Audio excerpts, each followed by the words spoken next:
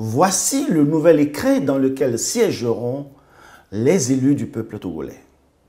Et au nombre des prochains pensionnaires de cet impressionnant édifice, on comptera ce jeune militant politique, probable Benjamin de la nouvelle Assemblée nationale. Pour lui, dès l'entame de la législature, les nouveaux élus devraient rapidement fixer le cap des prochains défis politiques du Togo. Les enjeux de la prochaine législature, premièrement, c'est les réformes. C'est les réformes, il faut rapidement faire les réformes parce que ça fait depuis un bon bout de temps que ça traîne. La législature passée n'avait pas pu les faire et je pense que notre plus gros défi, c'est de rapidement faire ces réformes-là et penser au développement de ce pays parce qu'il y a encore beaucoup de choses à faire sur le plan de développement, sur les questions.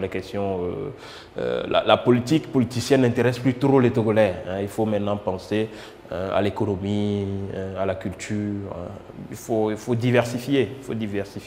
Pour faire le bonheur des Togolais. Pour le parti majoritaire, les réformes constitutionnelles envisagées semblent même déjà se dessiner de façon précise. Il s'agit essentiellement de 2 points. Le premier, c'est la limitation de mandat. Et le deuxième, c'est le mode de scrutin, un scrutin uninominal à 2 tours. Au moment où les pays environnants ou d'autres États trouvent des formules pour faire sauter le verrou de limitation des mandats, nous nous organisons pour introduire cette modification. Allez-y chercher encore les raisons d'un blocage qui empêche d'aller vers cet objectif.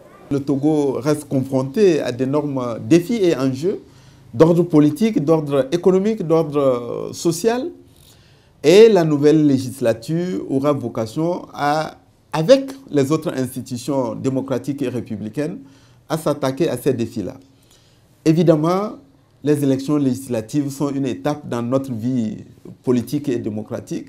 Au lendemain de ces élections, il va falloir revitaliser et revivifier le dialogue politique parce qu'il y a encore des réformes à opérer pour continuer à adapter l'édifice institutionnel aux évolutions de notre société.